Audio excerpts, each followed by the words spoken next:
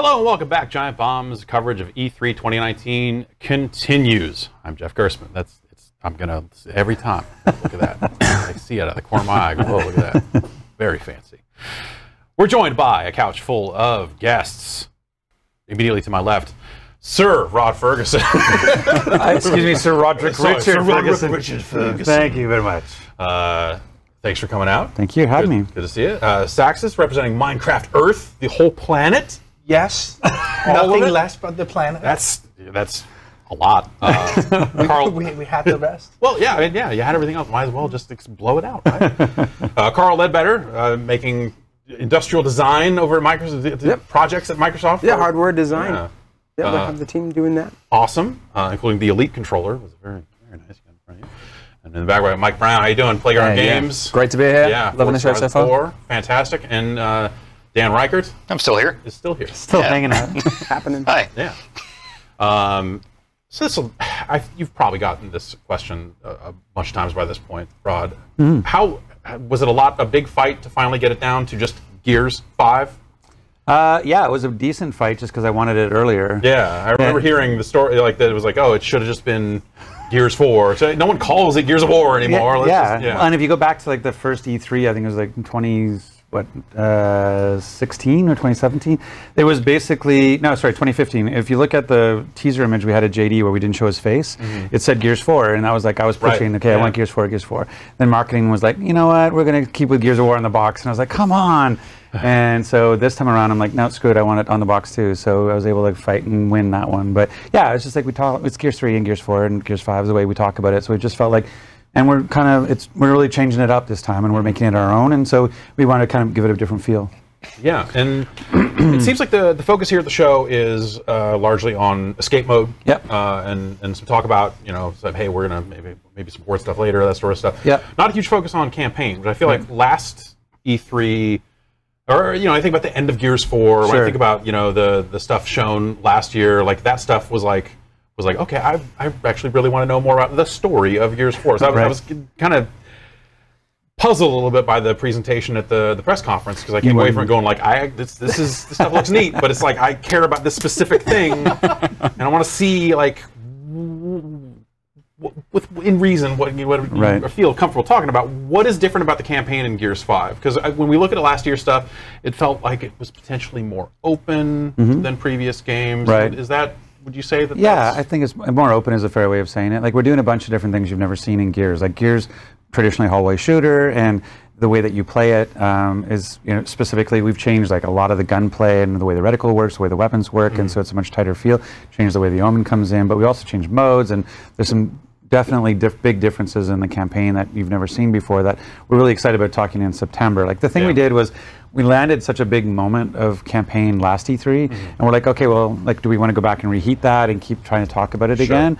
Or because there's 5 like things to do in Gears 5, like we've got the campaign, we've got Horde, we've got Versus, we've got Escape, and we've got a map builder to build hives for Escape. There's so much to talk about. Like, we're like, do we really want to reheat campaign right now? And we knew that Escape was going to be the on-floor playable, so we're like, the big thing about Gears 5, what I said it to the team was, let's challenge expectations. And that included the marketing. And so we said, like, we've never had multiplayer on the stage before. Everybody expects me to walk out with a controller in my hand, play for 6 minutes, and that's it. And so we were like, you know what? Let's make a PvP or a PvE mode, our multiplayer mode, the hero of the day. And so what we wanted to try to do, at least, was tell people, like, hey, there's so much to do, let's talk about it all, but we're going to do it in an order. And so that's what we talked about. Hey, July is Versus, August is Horde, September's campaign. Is to say, like, I hear you want to know it all, and it's coming, just not on the stage. Makes sense. It happened under the stage, I think. Technically, exactly. Right? Technically, it did. Are those WWE guys still trapped under there? They are. Okay. They are. So it's going to rough for tonight's fight. So Xavier's in trouble, but it was amazing. Like, we've never really had that much stagecraft before for a Gears presentation. So to have the whole orchestra pit converted into a hive, and Fire Marshal going crazy, and being told that if there's an earthquake while we're in there, we're going to die. Like, all that kind of stuff was interesting. But yeah, it was exciting, and it's been those guys were awesome, and we did a stream afterwards. They played for an hour, and They had a lot of fun, and we were trying to show, because we weren't showing gameplay on the stage, we wanted to show it right afterwards. Yeah. But and Austin hosted our panel today. Xavier hosted our panel today, and he's just an amazing guy in general. Like, just not forget his wrestling, forget his gamer sort of persona. There's just him as a guy, as he's awesome. Yeah, we've got him coming through a couple days here. Oh, nice. So, yeah, we'll be catching up with him. Saxs says, talk about Gears opening up. I mean, Minecraft, you can't get more open. Getting cousin to Gears. Yeah, you can't get more open than Earth. Yeah. Right? Minecraft is so huge. Let me tell you. Hey, I don't know if you know this Minecraft thing. Very big. It is. Well, I guess is it the biggest, like, most selling game of the world? Is that the number that's been going around lately? That Tetris or? Yeah, we just announced we've sold 176 million copies now, and Wikipedia tells us, because it never lies. Sure, of course. Yeah, that means we're the biggest. Yeah. You're on it every night. Of course. It's not like we were watching, but the minute we crossed it, the release went out. It was time. This happens. I don't know, and it happened to be a 10-year anniversary also. Right. Yeah. Like, it was like a strange, fortuitous event. Like, but yeah, we've had, like, our last year was like the biggest year of Minecraft, like, all over the world. Yeah. We've done incredibly well in China and incredibly well over here. We thought it was time to do something and start showing, like, what we've been working on behind the scenes for a while. And two things: Dungeons, that we showed during the briefing, and Earth, that we premiered a little bit of it, like, during the 10th anniversary. Right. I showed it last week at WWDC with Apple, where we showed gameplay. Yeah. But this is a chance for, like, a lot more people to come try it out. When it comes to, when it comes to, okay, you've got Minecraft, this gigantic thing. You ever think about, like, okay, well, what do we do next? I imagine that is on some level terrifying, but also probably a lot of ideas coming in. Like, how do you decide what to focus on when it comes to something like Dungeons, like this kind of action RPG-ish looking experience, and then something like Earth? I mean, obviously they're very different, but, like, how do you, what tells you to pluck those ideas and say, these are the ones we want to go for right now? Did you hear me sigh as you said it?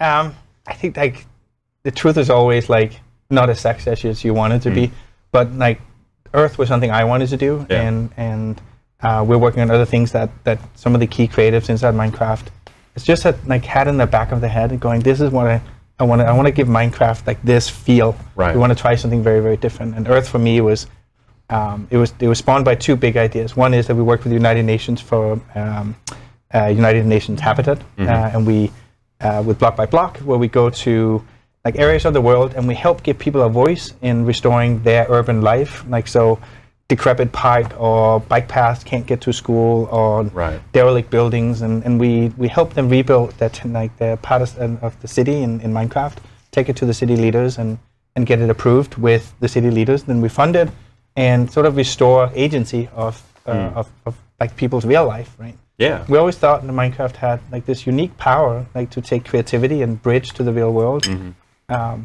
I said, well, we should just do it everywhere. And so Phil like has been, like, nagging me, like, Phil Spencer, like, for years, like, going, why, like, the thing you want to do, like, why don't we do it? And they go, well, we're missing some tech. Like, AI is not where it needed to be. Right. And location really sucks. Like, GPS is not great. Yeah. Like, it's not fun playing, like, something together if you are 50 feet over from me, and that, like, that. Or if the AR is not there and the world is popping around. Yeah, exactly. So is this stuff, is Minecraft Earth kind of built out of the, because I remember, that's years ago now, but, like, that initial, like, HoloLens demo of, okay, put this thing on, and there's Minecraft, and it's kind of sinking into a table and all that, that demo, is Minecraft Earth kind of the realization of that, or is that still kind of an ongoing separate? No, like Minecraft Earth is a realization of that. And again, like, it's not like there's a straight line between the two, but it showed us something that we weren't sure. Like, again, there was, like, one of those wacky ideas that Kippen had showed me, like, a HoloLens, and go, like, I need any excuse to put on a HoloLens, so we're going to make Minecraft with HoloLens. Yeah. And we put it on the table and go, it looks incredible, like this diorama, but it's not a Lego, like, it's alive, you can touch it, you can move it, like, you can feel it, right? And doing that in multiplayer is something super unique. But again, we said, we don't want to release that, like, for the people that have HoloLens. That's just not a critical mass. Like, we want this for everybody. Yeah. And we've been working with AR, like, with all the first parties, to say you really need to further your tech. If you have it, we will bring something that we think is like what people have been asking for, like to go in the real world, put on, like point your phone anywhere and then have an adventure. Yeah. Speaking of things people have been asking for, it seems like the Elite controller, I think if not last year, then maybe also the year before that, there was that discussion of just like, well, they started putting Bluetooth in those controllers, and I just bought this Elite, and it doesn't do it, and you know they're gonna have to refresh it at some point. Yeah, come on, when's it coming? When's this thing coming? It showed up. Yeah, and so here we are, the Series 2 Elite. Revisiting the Elite controller. What were the key things? I mean, obviously, like the Bluetooth stuff, but like as the the industrial designer of this stuff, like what did you come away from the Elite controller going like? This is cool, but man, we should do this, and this. Yeah, I mean, the Elite controller is pretty special, and so the team back in Redmond have been working on it for a while.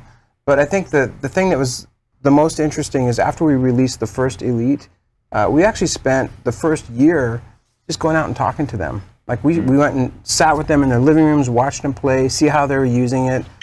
We learned quite a bit. Some things like the case. A lot of players, when they were done using it, it was like a precious tool. They'd finish their game, they loved their controller, and they'd put it back in the case. That's its home. They'd put it back. It's like putting your tools away when you're done. And it was really fascinating. Like, well, the case it matters. We saw how they were changing around the thumbsticks and how they were setting it up and using profiles. And we learned a lot of things like, hey, I have 2 profiles. When my niece comes over, it'd be great to be able to just put it back in standard mode so that she can use it. Right. And so it's like, okay, well, can we put a default mode in it? And so we just like taking notes, sharpening our pencils, watching, listening, talking, and then we started pounding the pavement. Like, okay, we got some feedback on things we got to improve. Like, so we really re-engineered it from the inside to address a lot of things that people were saying, like, triggers and bumpers and the grips and things like that. And then we also brought a lot of new innovation. So putting in Bluetooth, awesome. You can play anywhere with it. Adding more grip to the top. There's a subtle thing, like when we released the special edition PUBG controller, we actually did a whole nother initiative on adding texture to the triggers, this grip. And it's touchy, like don't mess with the trigger. Just don't. Don't go there. And so we did all these studies, all these designs. There must have been 25 different iterations, but we put them in the lab. We watched people play, and it turns out for people to get sweaty hands, getting a little bit of texture on that trigger actually breaks the surface tension. It just gives them a little better performance. And when we put it on PUBG, people love it. So we got to put it on the Elite controller. We just have to. So. I mean, there's tons of stories. There's like 30 new things that we did on this controller, and we're super proud of it, and we did a lot. So does it come with a tool to adjust the tension of the stick? This is the tool. And the tool is really simple. It comes in the kit. You take off your thumbstick. They're all magnetic, just like the Elite 1. And then it comes with 3 positions. So the tension is a big deal. I was around 360 when we launched the Xbox One controller. Like, hey, the tension changed. Like, what are you guys going to do about that? And so we studied it. Like, what is the right tension? So on the new Elite Series 2, there's 3 positions. There's a higher tension, middle, and less. And so you can actually get to the 360 tension level on the strongest setting. But we didn't stop there. So you can actually add this new topper, and this is actually the geometry from the 360. So you can mimic the same tension as a 360, add this topper, and then we got rid of the 4 molded-in bumps on the 360 thumbstick because they wore off. They always wear off. They always wear off, and then so we had just this little edge, so it actually feels better than the 360, but it's inspired by that design. So that's what we did. Is that something like because what was it? It was the rotating D-pad controller. I feel like it didn't have the bumps anymore. That's right. So we worked on that too. It's like all these things we're trying to make improvements. It's like, what can we do to try to get people to play they want to play? So if you want the cardinal directions X, Y, or if you want to do more sweep motions, like you need a little bit more surface area. So it's subtle stuff, but gamers know. I mean, this is your tool, and you spend a lot of time with it, so you really want to be able to set it up the way you want. Do you ever feel like, I mean, obviously, people can spend their time with it and come to find what they like, but your time kind of watching people use it, was there ever any case where you're like, maybe we need to kind of say, hey, this topper is for this specific use case, or we think it might be good for this type of thing, and kind of like instructing people like, here's some scenarios when you might want to change this out, or here's some scenarios for like when you might want to use the paddles and that sort of stuff. So I have a favorite because like I love Tomb Raider. I love playing Ori, but I'll admit Ori, it gets to be so many combos. I start to get a little like, oh my god, what was the right combo to do that move or whatever. And so I started off with just using one paddle. And I programmed it and like, okay, that's my go-to. And then for some shooter games, Gears and stuff, all of a sudden I said, hey, I can use that for jump, leave my fingers on the thumbsticks. Maybe I'll use one for reload. That's pretty cool. So then I advanced from like jump to reload. And then if you change out this one to the tall thumbstick, you can actually get more fidelity to your movement. So it's a little bit taller. So now I added the third paddle, and that's for sniper mode. So you put it in sniper, so now you're not pressing down. Right. You just go into sniper mode, and now you have super high fidelity with the tall thumbstick. Yeah. And it's just like, boom, headshot. Nice. So. Yeah. Yeah. And you kind of learn these things. People talk about it. They blog about it. And some people broadcast on Mixer what they're doing with it. But the idea is to encourage experimentation. Like, just try stuff. Like, what works for you. Right. Cool. Yeah. Yeah. Forza Horizon. It feels like normally, you think about Forza as this series that's like, all right, you got a year, and then someone's coming behind you with, the other franchise is coming along.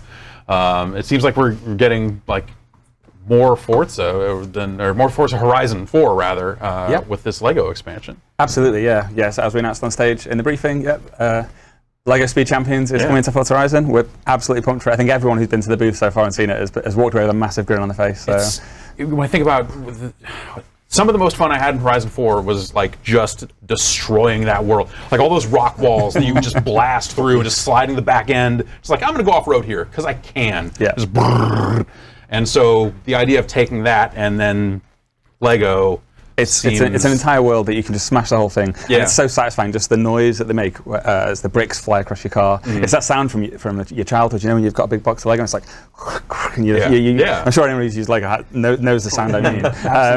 That's just as you're crashing through a lot of little plastic flowers and fences and stuff. It just reminds you of your childhood. Yeah. And so this is a new landmass, right? This is an entire new world. Can you bring the Lego cars back into? Yeah. The original and bring non-Lego cars. Absolutely. So all of your garage from the main game can come with you to Lego, and all the Lego cars can go back if that's what you want to do as well. Yeah. Cool. Yeah. That seems fun. So that's it's Forza Horizon kind of became the. Well, it sticks to the roots, right, of Forza, but it has this kind of like fun first feel that seems to just let you get away with all kinds of wild shit that, that motorsport might feel weird if it had some of that stuff in there. I imagine that's been a whole lot of fun, being able to be like, okay, let's double down on some of this destruction now that we have things that are really built to be destroyed. This has definitely been the most fun expansion, I think, to make. Yeah. I think there's been so many new things for us to try out and experiment with, especially with just the world design and the construction of everything. And it's all still based vaguely in reality, assuming that the budget was infinite and they were able to buy all of it. So it's still, real world physics still applies, but it's still kind of fantastical that we can build like this massive Lego stunt park where it has like Lego ramps and big like big walls out of Lego that you can drive your car up and come back down again. There's an entire speedway built of Lego, so it looks like a professional racetrack, but then you can just smash straight through all of the barriers and stuff. And I'm guessing like these Lego cars are still going to have weight to them, right? It's not like they're going to be super light and flimsy or anything like that. It's still going to have that pedigree, the Forza stuff behind the scenes, kind of governing that sort of stuff. So the cars more or less drive the same as their the real counterparts that are in the game. The Mini is kind of a different setup. This one's like set up for like a kind of high-speed rally. We initially, when we put them in, our game actually models a drag based on the aerodynamics of the car. So you're saying the blocks are a problem, is that what you're saying? And obviously the Lego cars are not quite as aerodynamic as their other counterparts. So we had to do some work there to... you just kind of fake it to be like, it looks like a block, but just treat it like it's a straight slope and it'll be fine. Yeah, absolutely, So we had to do quite a lot of work to actually make them drivable, and from intents purposes they drive basically the same as the real counterpart. And there's actually races in the game where you face off against the other one. So you have you're driving the Lego Center, and you have to do a race against the real Center as like it's kind of a showcase event. Yeah. It's like the Lego McLaren on stage is actually heavier than the real McLaren. Yeah, Lego bricks are heavier than carbon fiber. So. Yeah, in some weird way that makes sense. Yeah, I know. But a real McLaren, they'd be like, okay, well, you need to make this thing weigh as little as possible so it can go as fast as it can. And I guess that makes sense. But you wouldn't think it's like 600 pounds heavier. It's like it's quite a lot. Wow. Yeah. Are people? I haven't. I saw it on the stage and all that sort of stuff, but are you letting people get in it? Is it actually something people can sit in? Yeah. Wow. Everyone who comes and plays the game is allowed to climb in the car and get a photo taken. So that's been going on all week so far. Ah, that's fun. Yeah. It's, you have to be careful though, because there's actually quite a lot of sharp edges in there. And I bet. Yeah. And you have to watch people. Are people just like real sneaky trying to be like, I'm gonna steal a brick off the planet. Just get one for me, and then run off with it. Nothing like that. They're building a spoiler on the back just right. Yeah, just like someone's like very carefully turning it into like a Ford F-150, just one brick at a time. It was like, McLaren when we brought it. Where is it now? Whoops. Yeah, exactly. So back to Gears 5 here. Yes. It's been interesting seeing. I mean, this. Gears 4 and Gears 5, I thought at the end of 3, I felt like, well, that's probably it for Gears. Right. We all felt that way. I bet. Yeah. Well, I was not a fan of Gears Judgment. I thought that it was just the story it was telling. Oh, most people it's the controls because they try to go with shooter controls. Was the mode Overrun, was it? Or it was like the Horde mode, but you could like purchase like the big centipedes. Yeah, and you flipped. Yeah. I like that a lot. Yeah. It had some ideas. Mm-hmm. Yes, totally. And so I think at that point is like I came away from that game saying like, man, maybe I really am done with even if they're not done with Gears, maybe I'm done with Gears. Right. But it felt like there was enough time and obviously like studio differences and Microsoft getting the property and everything in there that like I feel like by the time Gears 4 came along, I was like, actually, I'm super ready for more Gears. Turns out, like, I'm very excited about this game, and I ended up enjoying the campaign a great deal. Okay. The multiplayer has always been an interesting thing for me in Gears, and I wonder, just like as you look at your time with the franchise, it seems like the competitive multiplayer in Gears has kind of, from my view, as someone who has never been particularly great at it, past the first week, so that's lessened as the series has gone on. Welcome to my world. Yeah, that it really is that kind of, or it feels like that. Well, I was playing the game, and then someone rolled up behind me and with a shotgun, and then they jumped away before I was even. Right. And that used to be the month 2 experience of a Gears multiplayer game. It's become the week 1 because it's it is part of that. It's part of the meta, right? Right. So how is that something you ever think about, like, oh, well, hey, we need to dramatically change Gears multiplayer, but also, hey, we can't change Gears multiplayer because people love it. Totally. And how do you balance that out between, like, hey, we need to try to find a way to get new players in and get them up to a point, but also these people that have been playing Gears for years and years and years still should feel like they are good at it. Yeah, totally. I mean, we honestly think about that a lot, a lot. And it's, because one of the things, too, that's really hard for us is that things like our tech test we're doing in July, like a lot of times the first time people get their hands on the game, it's competitive multiplayer. Right. And so for a lot of people that want to play the campaign or play Horde, they go in, they go, oh, the new Gears, I can't wait to jump in, and they get shotgun in the face. They're like, wow, okay. Yeah. It's like, okay, all right, there's the tech test. And so, we put a lot of thought, especially now with Game Pass. Like, so that's one of the things we had to look at when we were going into Gears 5. We're like, okay, so normally there's a $60 barrier. Like normally people pay $60, and you know that even if they're like, oh, I struggled initially on my first match, I got to get my $60 out of this. Yeah. I'm gonna go through and get better and get better and get better. But now it's just gonna, like, all these Game Pass subscribers, millions of subscribers are gonna have this thing tile light up in their in their library, and they're like, I've heard about this game and it seems like it's a big deal. Maybe I should give it a try.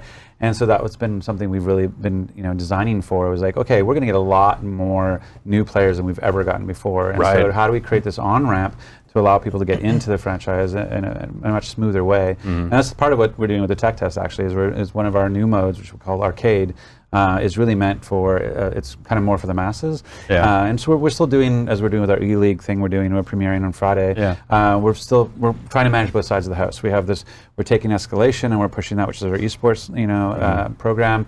In our game type, but we're taking that, there's a lot of players out there who want to play and don't want to just get wall bounce shotgun in the face. Yeah. So how do we create a mode for that? And arcade is really our answer for that. So we've been looking like holistically, like how do we make Gears more approachable?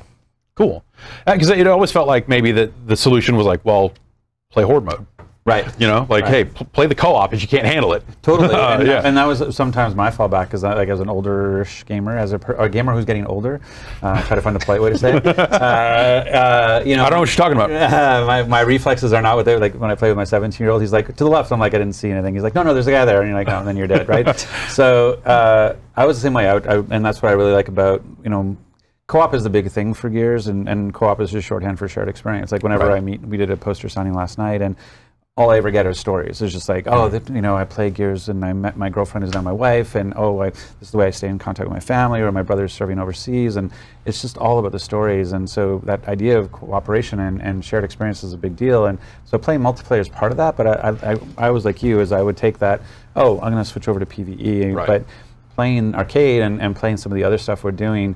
And we've been working with Microsoft Research now for I would say 4 years, if not more, and working on our matchmaking. And so we actually have, there's sometimes it's population issues or region issues or what have you, but we actually have world-class matchmaking when it comes down to like lone wolves versus lone wolves, based on their skill, and it goes beyond true skill to something completely different. And so we're really excited about that and applying that to, again, millions of new players coming and playing. Yeah, I guess I hadn't really considered, but yeah, that's right. Like Game Pass really does change. Absolutely. Like in terms of just like designing a game, like this idea that like, hey, all these people, may have never played any of the previous games or any of the other stuff, like in terms of just... and your services at 12:01, like now it's all of a sudden, like before it was, okay, at 12 o'clock, the stores are there, there's lines up, it's going to take people hours to get through the line, get their game, get home, and whatever one else. per time zone, so you've got like 4 hours before the US is fully on. Right, and so now with Game Pass and pre-downloads and everything else, at 12:01, all of a sudden like 2 million people go like, now, and your servers go, like, so... Things like the test are so important for that moment, and that's why we do it, is like, hey, it's exposing stuff before it's fully baked, but we need to find out so we don't have problems on the night of launch. Right, yeah.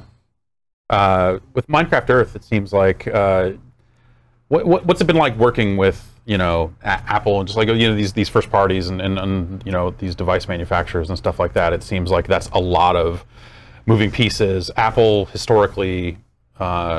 maybe the word gets out there that maybe they're not a games first company. It seems like that some of that stuff's changing. How's it been? We work with every first party, like Nintendo, Sony, Facebook, Google, Apple, Amazon. I think that's all. Sony. I was going to say, if you're going to try to rime off every platform you're on, we're going to be here for the rest of the day. But it's 20. And I think we all have our quirks. I think what we've worked really hard is for everybody to like believe that we don't treat anybody any different. Like we work with every first party to give the best experience for the people that play on that platform, and our Minecraft players, the community, they'll let us hear whenever it feels like we are. Like we're not serving them the right way, and we're not doing the right things for them. So working with Apple is no different. We've had a great relationship with Apple through the last, I guess, long as I've been involved with this. We've changed a lot of policy with them, which is not it's not something like sexy, but I think it's really important for gamers. Yeah. Like subscription services, for example, like Realms we were the first game that did subscriptions. Right. Because we thought it was the right thing to do. With AR, like we've partnered very, very closely with them because, like, little known fact, but batteries are precious, and and every new feature, like, that just sucks battery. Right. Yeah. And they want as much feedback as we do, like in the sense. So co-developing Earth with like particular features with Apple has been it's been a good road, and finish it off at WWDC and doing something that we were really proud of and they were really proud of. And high-fiving with their executive team is like for me, like it's a great, like that's super fun. Like it's super fun to be able to see and work with these great companies and they're all pulling the same weight. They all believe Minecraft is important for their platform, and they believe that that they should do whatever they could do to help us be successful on their platform. It really seems like, I mean, you could trace some of these things. It feels like the last year the story has been about platforms, the barriers between platforms becoming less and less as time goes on. I mean, it really feels like Minecraft is kind of one of the games that was the first through the door doing that. I mean, just with the idea of just like, hey, this Microsoft video game is on a PlayStation. It's on this. It's on this. It's But I could yell until I'm blue in the face to say we should have crossplay. But what really made crossplay happen was players. Right. To say this is just not right. Like we have Minecraft on these 50 different devices, and we have these console sort of pockets that just can't speak to each other. That doesn't make any sense. Right? And we've slowly been working our way through that and connecting more and more people. Right. But then players go, well, I also want all my skins to travel. Right. Let's go, and I also want all my coins to travel. All right. Got to figure that out. Let's go back to the table and figure out how we're going to get these Halo skins into these other games. So, like, I think that's like the fortunate position we're in, being like we're a well-established game, and we have well-established values that most of the first parties really believe in. Also makes us a pretty good agent for change. And I think we've been trying to make things that don't just work for us, but that work broadly for the game industry. And of course, we've had great support inside at Microsoft. But you would find the same. Phil is a big proponent of play where you want to play, and let true innovation dictate where people go and play, that people decide. But those same agents exist in all the other first parties to have the exact same opinion. That you know what, it's crazy. Why can't we just do this? Yeah. That makes a lot of sense. Yeah. Carl, the Elite controller, the Series 2 Elite controller, it's November-ish? Is the end of the year? Is that it'll be available November 4th. Okay, so that's about a year out from the launch of Project Scarlet, somewhere in that neighborhood. Is that going to work? Well, they said holiday, I guess, is what the word is. Will this controller work there? It'll absolutely work with Scarlet. Okay. That was the other thing. Is hey, these controllers kind of pricey. You're making an investment. You want it to last. Make it cheaper, Carl. We want some dollars off these. Let's blow these out right now. I know, I've heard that one before. Will the first Elite? The first Elite will work, absolutely. As will any Xbox One controllers, accessories, and adaptive controller, and that sort of stuff. I mean, I think with all the stuff and focus on allowing for backward compatibility. This is something that we've embraced, across the board, whether it's game titles, console platform, various platforms, as well as the hardware input. So I remember, around the announcement of the Xbox One, there was this exhaustive look at the process of creating the Xbox One controller. Yes. And it sounded incredibly expensive. And I took a tour through the labs and saw different prototypes and all this other stuff. Like, well, that looks broken. They hit upon this. I think we met each other there. Yes. And all that sort of stuff, it was super fascinating. But now, okay, we're on the cusp of another generational turn, and now these controllers will be forward compatible. Do you see yourself going through that process and making a whole new controller for a whole new console? Wow, that's a great question. I think Phil said on stage that the exact same team that worked on Project Scorpio, the Xbox One X, and the Elite controller, we've been working hard on Project Scarlet. And it's true, we have been working for a while. And I think we have less than a year now. So we got more work to do, but we're really excited about it, and we spend 100% of our energy in finding ways to constantly improve. So, whether it's an Elite controller or all the things that we're doing for Project Scarlet, just know that our focus is 100% on how do we make games more fun, more accessible to more people, and really deliver the best quality experiences. So that's something that we just believe that we just do. And so everybody on the team is doing that. So Scarlet, dual vapor chambers. I don't know how many vapor chambers. I think we're going to be learning more about this over the coming year. Plenty of time to talk vapor chambers Yes, in the future. yes. We all know. It is amazing, though. I can say that. It's amazing. Cool. I'm looking forward to hearing more. Absolutely. For sure. With the Forza franchise, it's got to be, when I think about next generation technology, cars became that thing. And I think we're going to, it's whenever I talk to Dan Greenwald, about that sort of stuff, cars have kind of become the, hey, we got tech to show, look at these, how good these cars look. But it's got to be fun to be like, hey, actually, we're using all of that power we use to make these realistic cars to just make cool looking Lego cars. Is that something that did the team at Playground design the cars, or does Lego have like, oh, actually we have official designs of how to turn this real car into like, do they have those designs already? So the cars that are in our game you can buy. They are official, they are official Lego sets that you can purchase. So the Speed Champions range, and our car guys are some of the most detail-obsessed guys you'll ever meet. And whenever any car they're getting in our game, they won't do it unless they've got a real-life version of that car.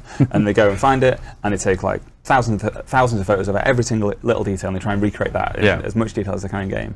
And they've done exactly that same thing with a car that was this big, which was a much easier task because obviously you can have it on a desktop. Yeah, they can just mail them in. It doesn't, you don't have to put a microphone under it and be like, okay, we need to hear what this sounds like. But I think when you see those cars in game, the detail on them is incredible. Like you can see obviously Lego is written on every stud. On some of the transparent bricks, you can actually see the serial number on the inside of the brick.